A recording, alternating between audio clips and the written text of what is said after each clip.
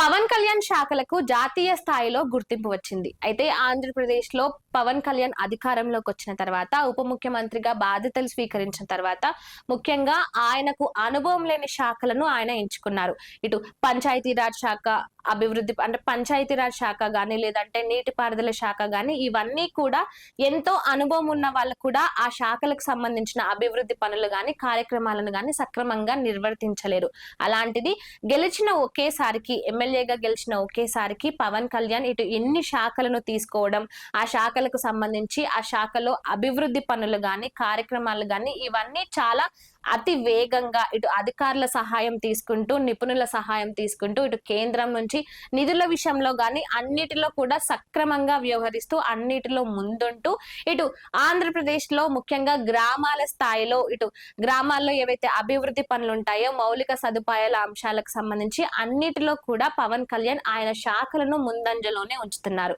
ఇక ఈ నేపథ్యంలోనే ఆంధ్రాలో ఇటు పంచాయతీరాజ్ శాఖకు గాని, నీటిపారుదల శాఖకు గాని జాతీయ స్థాయిలో గుర్తింపు వచ్చిందట. అయితే ఇన్ని రోజులు ఎన్నడూ లేని విధంగా పవన్ కళ్యాణ్ బాధ్యతలు స్వీకరించిన తర్వాత ముఖ్యంగా ఈ గ్రామాల స్థాయిలో ఎవరైతే అధికారులు ఉంటారో, అంటే చిన్న చిన్న అధికారులు ఉంటారో వాళ్ళందరికీ ప్రమోషన్లు ఇవ్వడము, ఈ సర్పంచ్ సంబంధించి నీటిపారుదల శాఖకు సంబంధించి ఈ గ్రామాల్లో ఏ విధంగా అయితే నీటి సమస్యలు గాని, ఇటు పాఠశాల విషయంలో గాని, రోడ్ల విషయంలో గాని, మౌలిక సదుపాయాల అంశంలో ఇటు ఆ శాఖకు సంబంధించి అధికారులు ఎవరైతే ఉంటారో, చిన్న స్థాయి ఆఫీసర్లు ఎవరైతే ఉంటారో వాళ్ళందరికీ అంటే గత 20 ఏళ్లుగా కూడా ఎటువంటి ప్రమోషన్లు లేకుండా ఒకే జీతంతో పనిచేస్తున్న ఎంతో మంది పంచాయతీరాజ్ శాఖకు సంబంధించిన అధికారులకు ఒకేసారి ప్రమోషన్లు ఇవ్వడము, ఇటు అధికారికంగా చెప్పడము, అంతేకాకుండా ఇటు వాళ్ళ శాఖలకు సంబంధించి అంటే వాళ్ళ అభివృద్ధి పనులకు వీటన్నిటిపై కూడా ప్రత్యేక శిక్షణలు ఇప్పిస్తూ, వాళ్ళకి అనుభవం ఉన్నా లేకున్నా కూడా వాటిపై ఎప్పటికప్పుడు ప్రత్యేక శిక్షణలు ఇప్పిస్తూ, ఇటు పల్లెబాట కార్యక్రమం ద్వారా ప్రజలకు కూడా ఇటు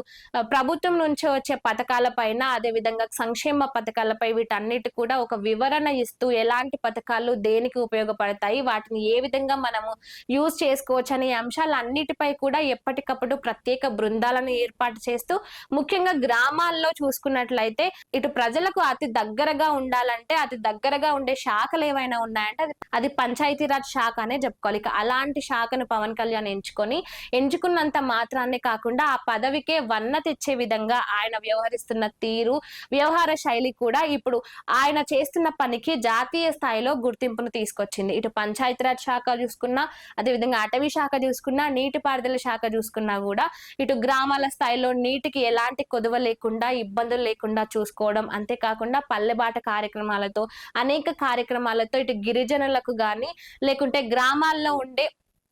నిరక్షరాస్యులు ఎవరైతే ఉంటారో వాళ్ళందరికీ కూడా ప్రభుత్వం ఇచ్చే పథకాలపై కానీ, ఎలాంటి అభివృద్ధి కార్యక్రమాలు వాటన్నిటి అంటే మౌలిక సదుపాయాలు ముఖ్యంగా చూసుకున్నట్లయితే గ్రామాల్లో మౌలిక సదుపాయాలు ఉండవు. ముఖ్యంగా మౌలిక సదుపాయాలకు ముఖ్య ప్రాధాన్యత ఇస్తూ వాటిని పెంపొందిస్తూ, దాంతో పాటు రోడ్ల అభివృద్ధి, కొన్ని గిరిజన గ్రామాల్లో అయితే ఇప్పటి వరకు కూడా రోడ్లు ఉన్న నేపథ్యాలే లేవు. అలాంటి గ్రామాల్లో కూడా రోడ్లను వేయిస్తూ, అంటే ఇచ్చిన మాట ప్రకారం కొన్ని గంటల వ్యవధిలో వాటికి సంబంధించిన పనులకు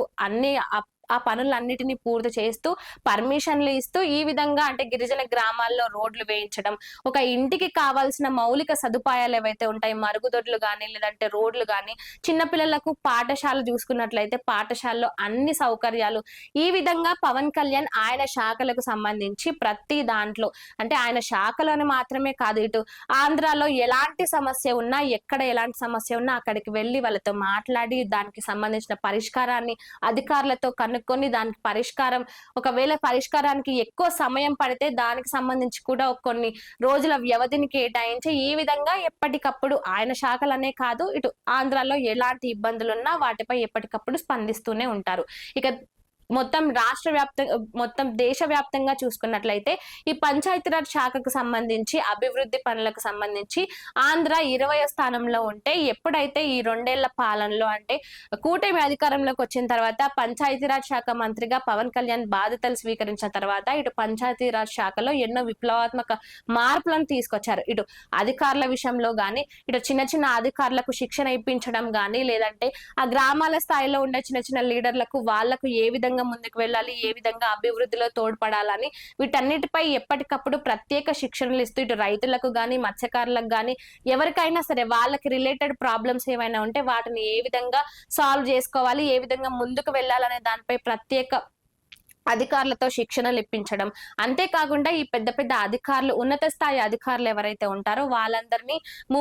ముంబైకి తీసుకెళ్లి అక్కడ పెద్ద వాటి దగ్గర వాళ్ళకి శిక్షణ ఇప్పించడం. ఈ విధంగా అంటే ప్రతి ఒక్కరికి ఏ స్థాయిలో చూసుకున్నా, గ్రామ పంచాయతీ స్థాయిలో గాని, మండల స్థాయిలో గాని, జిల్లా స్థాయి అధికారులు ఎవరైతే ఉంటారో వాళ్ళందరికీ కూడా ప్రత్యేక శిక్షణను ఇప్పిస్తూ, ముఖ్యంగా ఏ విధంగా అయితే ఆంధ్రాలో అంటే ఇటు అభివృద్ధి విషయంలో చూసుకున్నా, మౌలిక సదుపాయాల విషయంలో చూసుకున్నా, సంక్షేమ పథకాల విషయంలో చూసుకున్నా అన్నిటిలో కూడా ఆంధ్ర ఎప్పుడు ముందుండాలనే విధంగా పవన్ కళ్యాణ్ చేసిన కృషికి ఫలితం దక్కిందనే చెప్పుకోవాలి.